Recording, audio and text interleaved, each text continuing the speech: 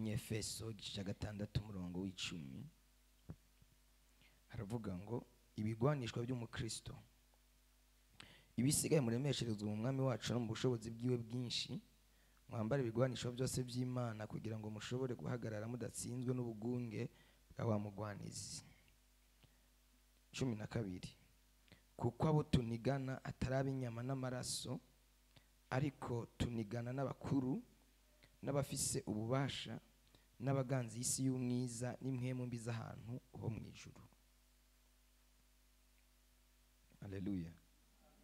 Shaka tuvugane kuri iki kintu, kuri iki kiziriko cy'imyuka itaboneka, impwemu zitaboneka, impwemu zitagaragara. Paulo yandikira Abanyefeso arababwira ngo mwambare ibigwanishwa byose by'Imana, kuko abo tunigana ntabwo tunigana n'abantu boroheje, tunigana tugwana n'abakuru, tugwana n'abafise ububasha n'impwemu mbi z'ahantu ho mu ijuru, impwemu zitagaragara. Haleluya. Baze kukubitana n'umuyaga, kugwana n'umuyaga, imyuka y'ahantu ho mu ijuru, imyuka yo mu kirere. Abantu benshi barasenga, sikura ko badasenga, mugabo amasengesho yafise inguvu nke ku buryo adashobora kumena igisenge, adashobora kumena ikirere, abadayimoni bugaye ikirere, ayo masengesho adashobora kuharengana. Haleluya. Nukwiye kugira udusengesho twarejereje, twatundi two gufatafata, ukwiye gushiramo imbaraga ugashikama. Haleluya.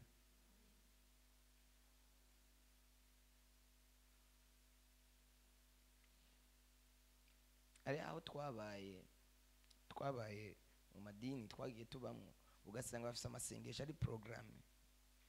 Iryo sengesho ryo mu gitondo niryo basenga saa 6, sengesho basenga saa 6 niryo basenga ku mugoroba. Ariko nagenda babwiza ukuri, demoni ziza kukubita mu gitondo niziza ku murango ziko tofauti. Mwari muzi yuko amadayimoni yo ngaha ku Musaga atandukanye nayo mu Kibenga. Miriye yose ifise amadayimoni yayo. Dayimoni zo ngaha zatandukanye n'izo muri Rohero, dayimoni za hano zatandukanye n'izo mu Cibitoke wacu. Satani mu kurungika abadayimoni araba karere, hari imyuka rungika mu karere runaka. Wewe rero uri kurakubitana n'ivyo mu gitondo, izuba ryatse, abadayimoni batinya izuba bagiye haje abahangana n'izuba. Amen. Ngo abo tunigana n'abakuru n'abafise ububasha. Niyo mpamvu ndakubwira dufate nk'ubu iyo wakijijwe, uvuge ngo uyu mama urabona ko wakijijwe, niba wowe urusenga iminota 30 usenge isaha n'igice, kuko abadayimoni bakugwanya kiriya gihe ubu barakuvuyemo baragenda. Iyo bagiye ntabwo basubira kuzimu, baja ahantu ho mu kirere, baguma bazengera. Kuko iyo umudayimoni yarungitswe ku isi agahabwa mission ikamunanira, ntabwo asubirayo ikuzimu. Ategerezwa kujana raporo yuko yatsinze. Kwa Satani gutsindwa n'ibirimo.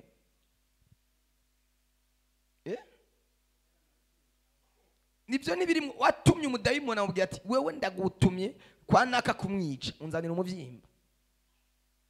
Bavayo basinye gukora, kuba abadayimoni basinye gukora Satani amasaha yose 80, ntabwo basinzira nibaryama. Haleluya.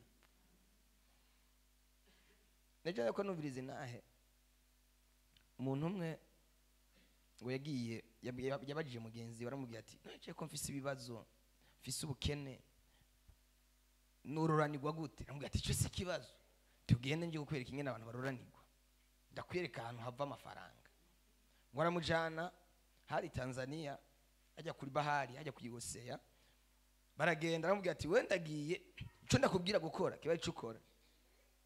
Ngo abona atereye igi mu mazi, atereye igi mu mazi, abona hahandi hari mu mazi habaye ku butaka, habaye inzira. Nabagira kwa kundi bacamwe baragenda. Bagezeyo ikuzimu, sinzi ngene byamucorotse, ngo avuga ngo satani, ngo avuze satani, iyo mva yabajiji abantu abonye aho hantu kuzimu, we ntiyaraza yabonye ari isi yindi, avuze satani bademoni bataramufata, ati iryo zina ntirivugwa hano.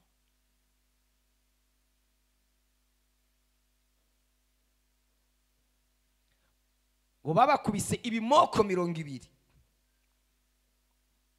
uwamucanye nawe ugiye tubika inda hasi. Babakubise ibimoko 200, baca barasubira ku isi. Basubiye ku isi baca baja mu bitaro kubera za nkoni bakubiswe. Ngo barasaba imbabazi, bakivuga iyo zina ngo bubike inda hasi, ngo ati aha nta mbabazi zihari, ikosa rijana n'igihano, kubitwa.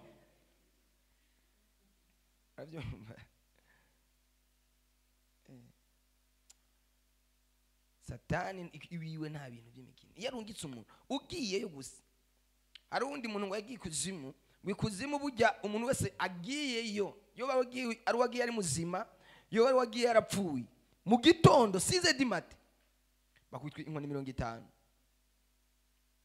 inkoni 50, icyayi cyasubuye, inkoni 50 nico cyayi muzindukirako, ama mukaja mu bindi bihano. Manje tugire neza abantu bakorera satani, numbaze satani nta byiza afise. Haleluya.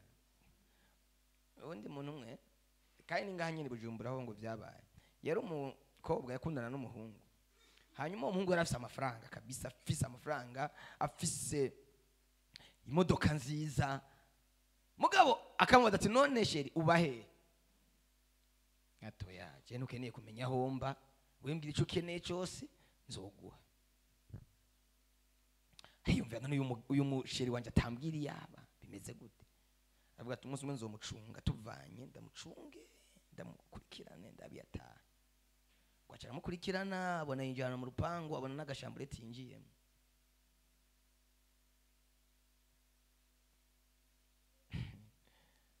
Acara agenda uwundi munsi mu gitondo, zinduka gitondo cyakare, yinjira mu nzu. Yinjiye mu nzu asanga umuhungu ahantu aryamye, igitanda aryamyemo yuzuye, urabona kujya ikintu caboze cyuzuye inyo, asanga ari mu bintu aryamyemo bimeze kujya kwinyuguma y'umugi, ameze nk'umuntu ari muri za toilette za ruguru.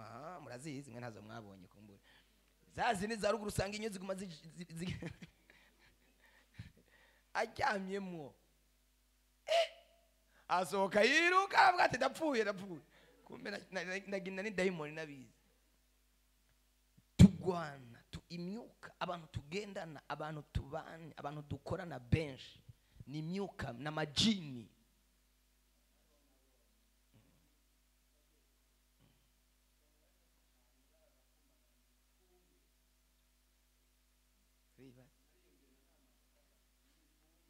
Arara mwivumbi, niko bamutegetse, bamuha amategeko, bakamubwira ati wewe turaguha inzu mugabo uzorarana n'impene.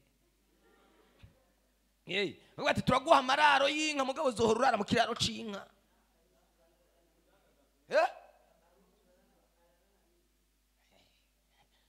Bakona akaroro ka hafi ho murakazi, uyo ahafise amasezerano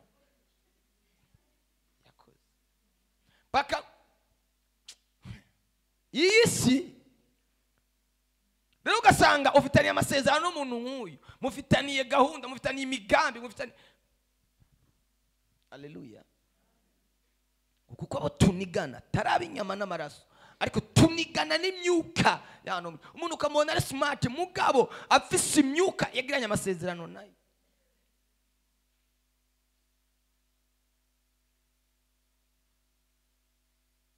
Umuntu akaba afise byose mugabo iminsi yose akarara muri toilette ari yarara.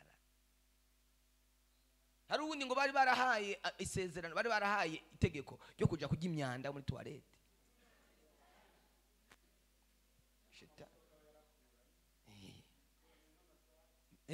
Rero turagomba kugira imbaraga zo gutsinda iyo myuka, turagomba kugira inkomezi zo gutsinda icyo kirere. Haleluya. Tunigana n'abakuru, iyo tubitegereje barahambaye, barakomeye, ariko banyegejemo ibintu bikomeye. Haleluya.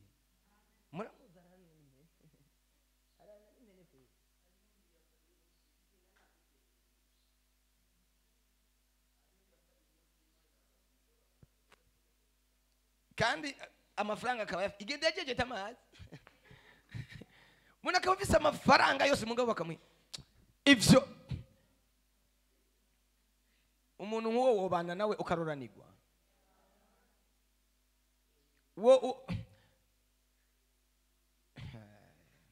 nuroranirwa, wokorana nawe imishinga ukaroranirwa. N'abantu ari abantu tuzatubona ukabona yikoreye nk'ikintu cy'ibiro 200, kumbe afise amasezerano yakoze. Abantu bose bari mwako gace imbaraga zabo yazikusanije, mwe mukabona umenga niwe yikoreye. Je narabonye umuntu ateruza imoteri y'imodoka amenyo. Fata imoteri y'imodoka akayiteruza amenyo ya fuso cyangwa ikamyo akayiteruza amenyo. Hari n'abandi bantu batajya, agenda bamuha amategeko, tuwe genda wicare muri restaurant, akagenda kuri restaurant akicara ntajye.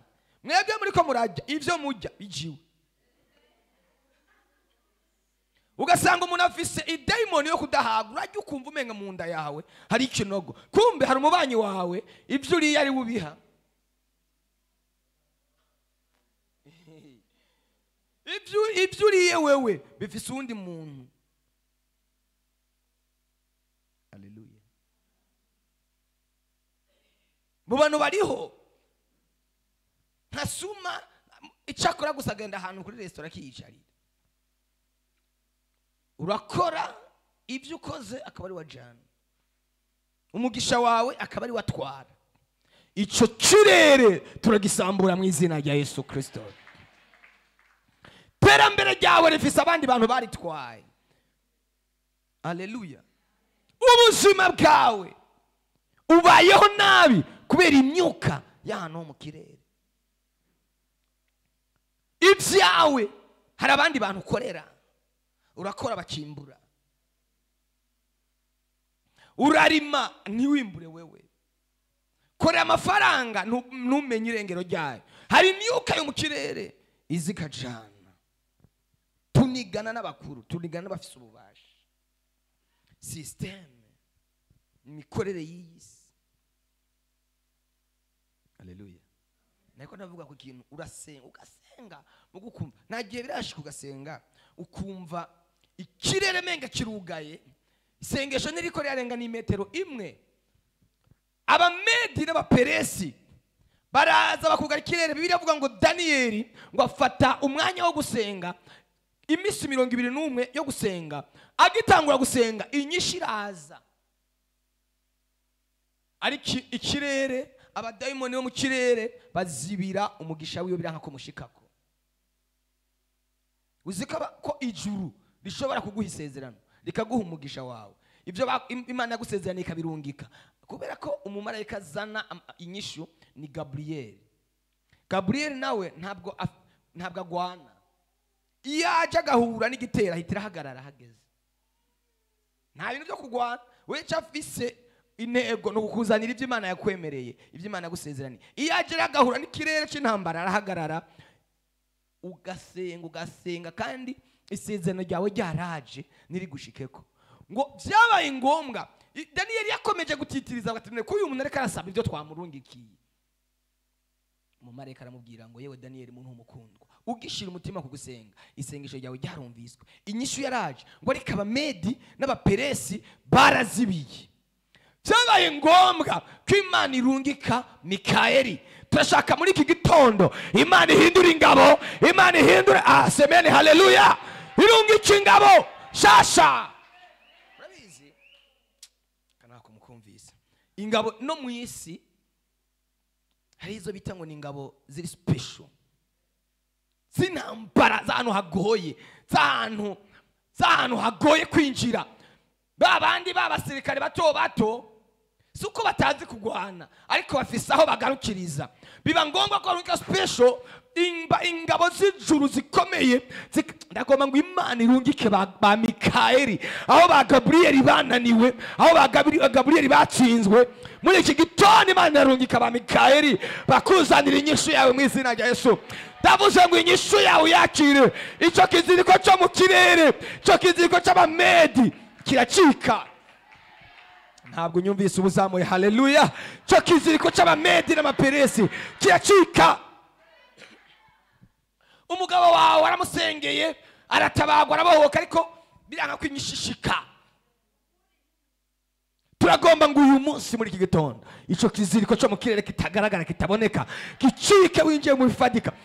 Iyo cacitse tuva mu bitaboneka tukinjira mu biboneka, tuva mu bitagaragara tukinjira mu bigaragara. Ndashaka uyu munsi uve mu bintu bitagaragara winjire mu bigaragara, winjire mu bifadika. Uva nga Imana yakubwiye ngo ndabikoze, ukavana ngaho umunezero, ariko wagera hanze, hajya hanze Satani akaza kugateka ajye ntubona ko wewe wabeshwe. Nanuriye umuntu Dimanche ya samedi gitwara mu masengesho y'iminsi 3, gitwara mu masengesho yose twaje tugira amasengesho y'iminsi 3 gusozera. Hari umuntu ukobwa nahanuriye hano,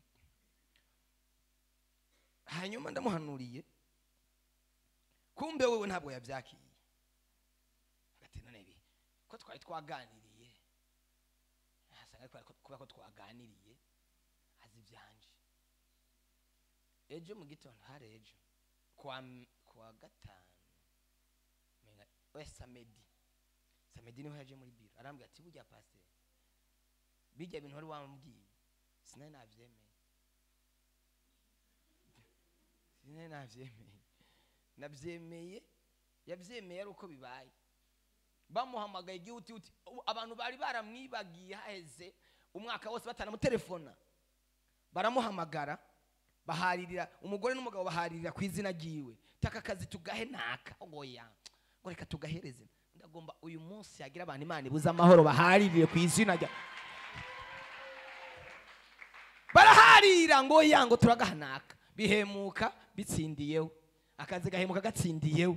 Harambwa ati navyemeye, ngo baramurondeye turi ku musozi kugira ngo bamubaze ikibanza ashaka, bamubaza ahantu akeneye. Amina. Imana itandukanye n'ivyiyumviro byacu. Iyo Imana ivuze ikintu ntuzugishire muri logique, ntuzugishire mu bwenge, ntuzugishire mu bwonko, ntabwo Imana yokwirayo.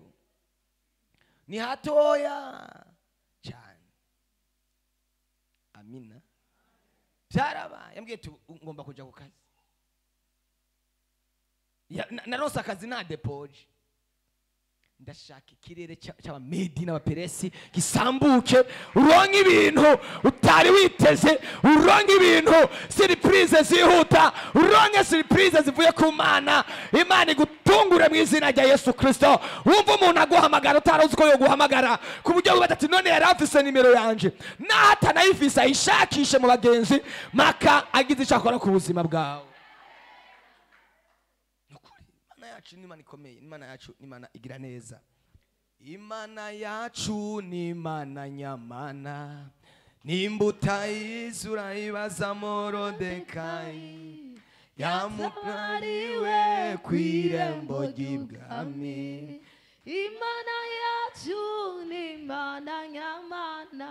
Muri iki gitondo ikirere kirakinguka, abari bakizibiye, abari barazibiye inyishu yawe bagiye kubona rokete y'isengesho, bagiye kubona bombe y'isengesho, bave mu nzira bahunga biruka, baveho bahunga biruka.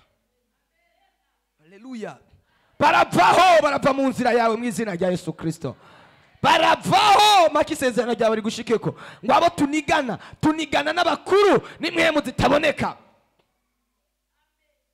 Ivyo bitaboneka birakugwaho, winjire mu bigaragara mu izina rya Yesu. Biravaho ngo tunigana, ngo kuko abo tunigana atari inyama n'amaraso, ngo ariko tunigana n'abakuru n'abafise ububasha. None wewe wibaza bijya bintu usanga byaguciye indasago mu ijoro ngo nibiki? Ni mwe mumbi z'ahantu ho mu ijuru zitaboneka. Wowe ukabusinziriye bwaca mu gitondo ugasanga bakurasaza.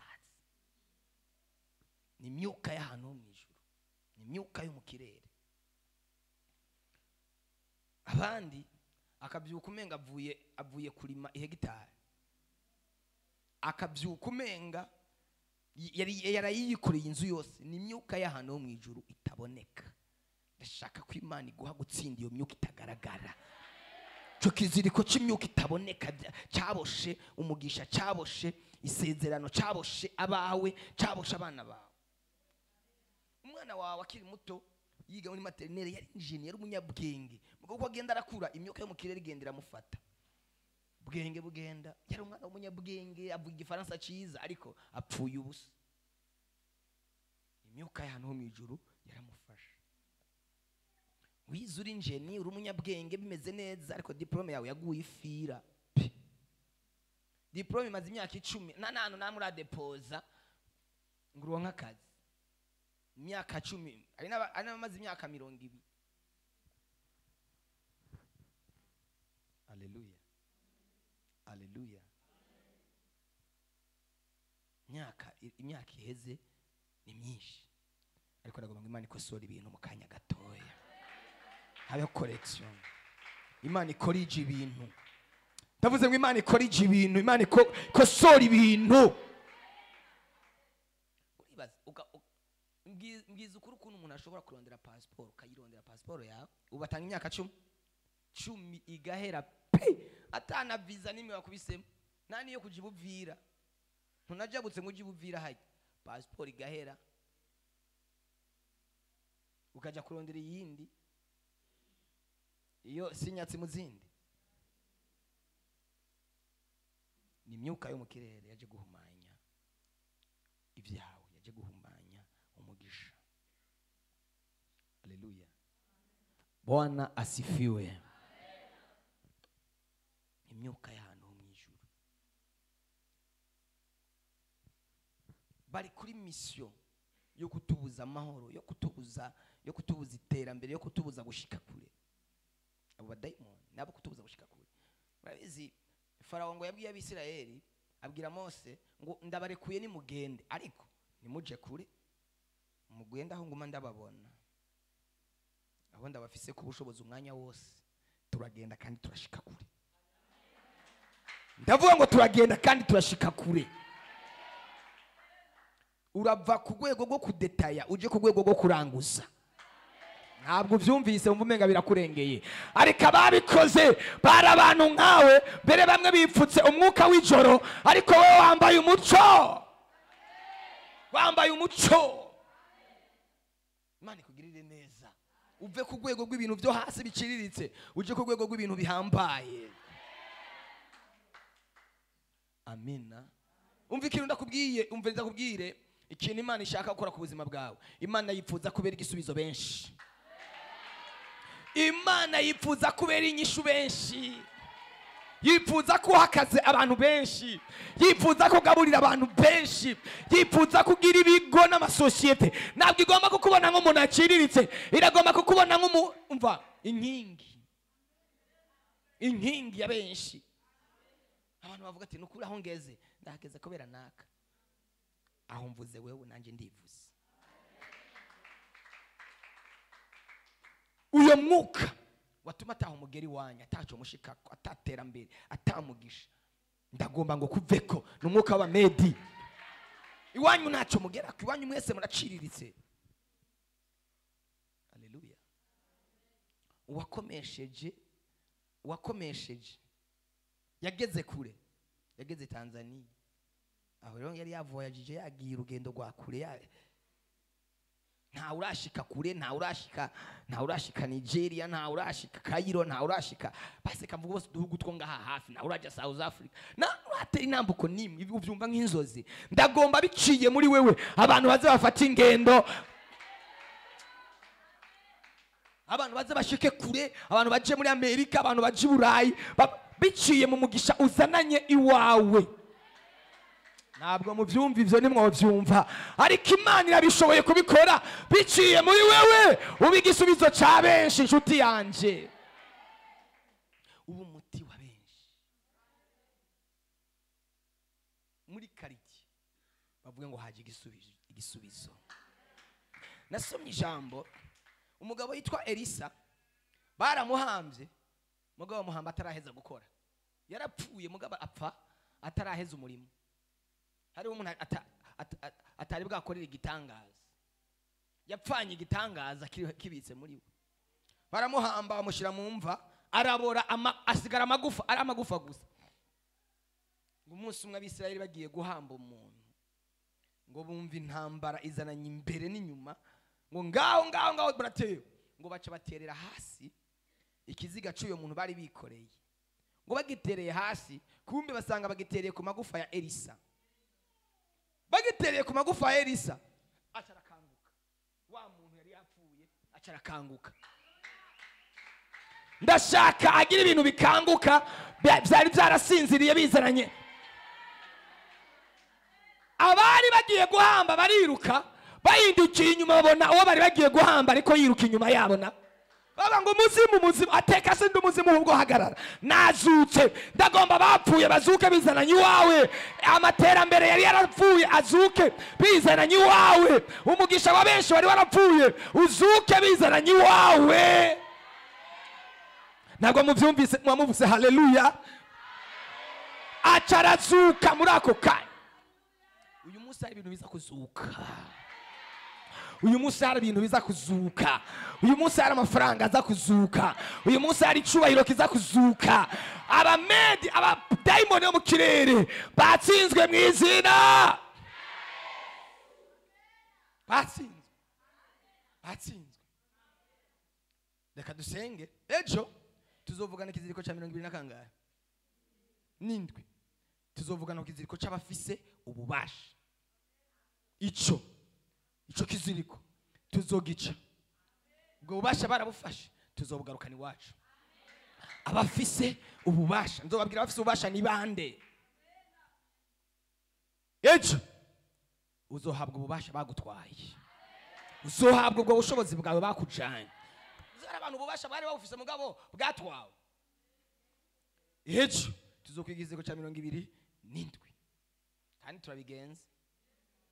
Gusa nyene Imana yagiye niduhindurira ikaduha gasupu, eje gahindura ikaduha udufiriti, ariko turatwara bihejeje. Byose si byiza se, ntuko turafashwa.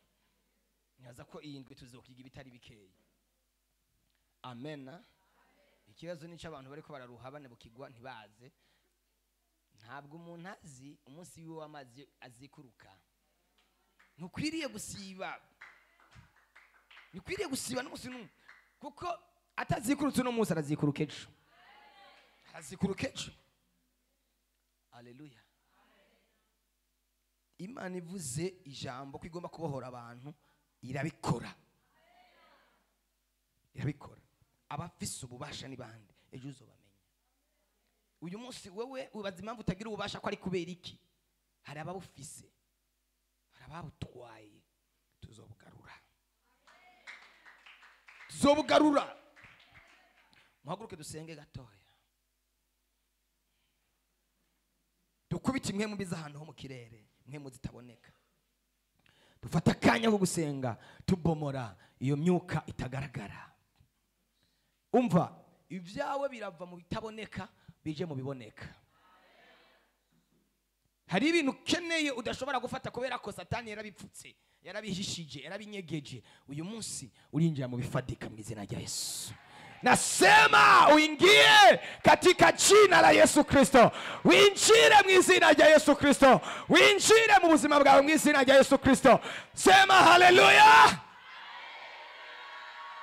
Uyo mubanyi wawe yigize intama kandi ari ibingira, ayo masezerano yakoze aza gutwara ibyawe, ndagomba ngo akurondera kubure muri systeme ziwe z'abarozi, akurondera kubure, agushakisha kubure. Semeni haleluya.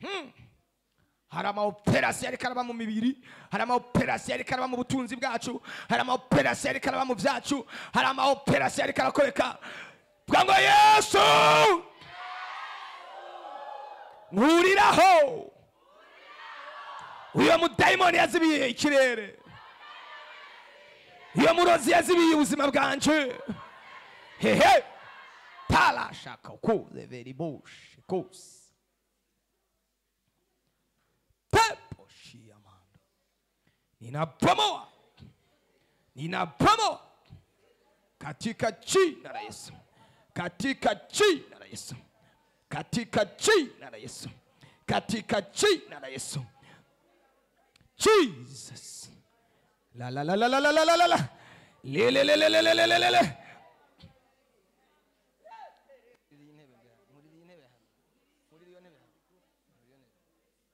Vuga ngo Yesu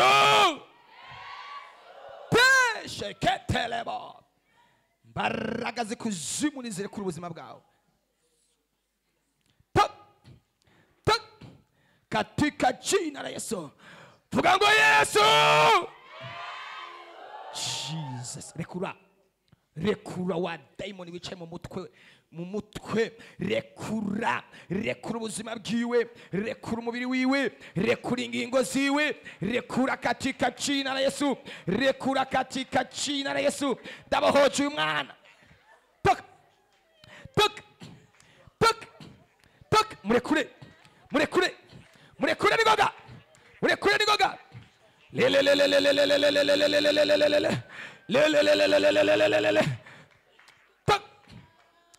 Abazimu barahiye, amangetengete arahiye. Ngaho senga, ariko kudasenga, senga shwanyaguza. Rekura, murekure bunyene, wa murozi we murekure, wa mupfumu we murekure, umuriro, ngaho umuriro,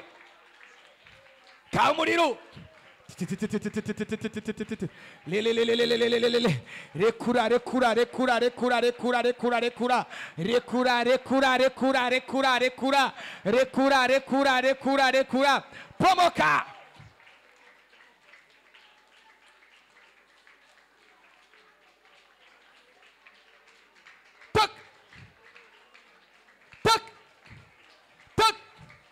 Izina rya Yesu.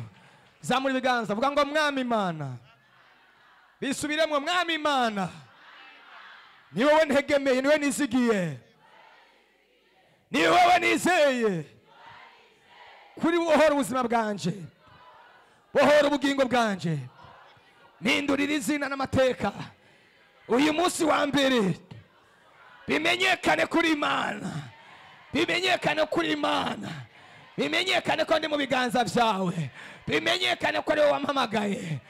Mu izina rya Yesu Kristo. Komera Yesu amashyi menshi.